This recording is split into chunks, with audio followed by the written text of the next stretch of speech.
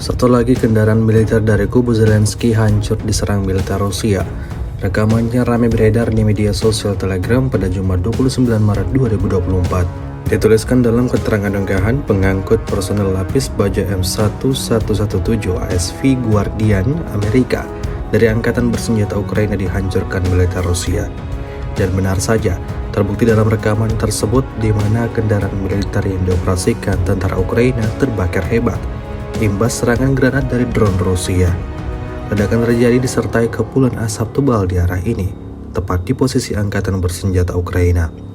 Video ini kemudian viral dan menuai beragam respon dari warganet.